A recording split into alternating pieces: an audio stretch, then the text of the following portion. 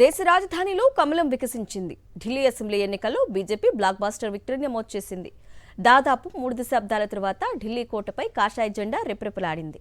2014లోనే కేంద్రంలో పాగా వేసిన బీజేపీ హస్తినలో అధికారంలోకి రావడానికి మాత్రం 10 ఏళ్లు పట్టింది.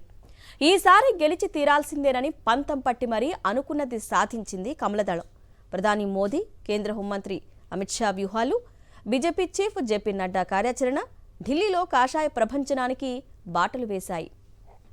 పునర్వ్యవస్థీకరణ తర్వాత 1993లో జరిగిన ఢిల్లీ తొలి అసెంబ్లీ ఎన్నికల్లో కమలదళం విజయడంకా మోగించింది.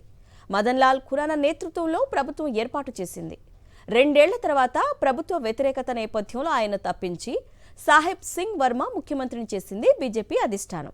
చివర్లో సుష్మా స్వరాజ్ను సీఎం చేశారు. 5 ఏళ్లలో 3 సీఎంలు మార్చిన ప్రభావం 1998 అసెంబ్లీ ఎన్నికల్లో స్పష్టంగా కనిపించింది.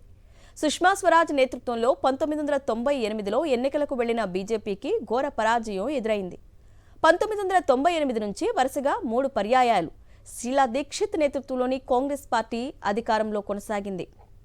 అవినీతి వ్యతిరేక ఉద్యమం నుంచి వచ్చిన అరవింద్ కేజ్రీవాల్ 2012 నవంబర్లో ఆమ్ ఆద్మీ పార్టీ స్థాపించారు.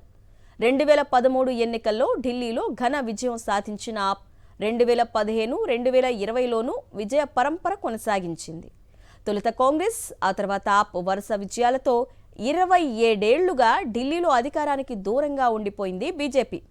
2015, 2020లో ఢిల్లీలో మోదీ మ్యాజిక్ పనిచేయలేదు.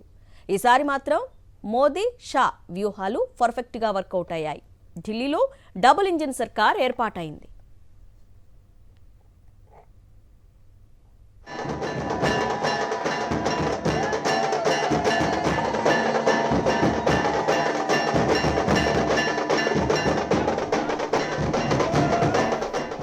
ఢిల్లీలో 27 ఏళ్ల తర్వాత బీజేపీ అధికారంలోకి రానుందని ఆ పార్టీ శ్రేణులు సంబరాలు చేసుకుంటున్నాయి.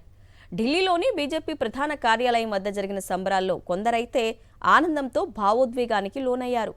పార్టీ కార్యకర్తల్లోని ఒక దివ్యాంగుడు భావోద్వేగంతో జయ జయ ధ్వానాలు చేసిన దృశ్యం సాటి కమల్నాథులను కూడా ఉద్వేగానికి లోనయ్యేలా చేసింది.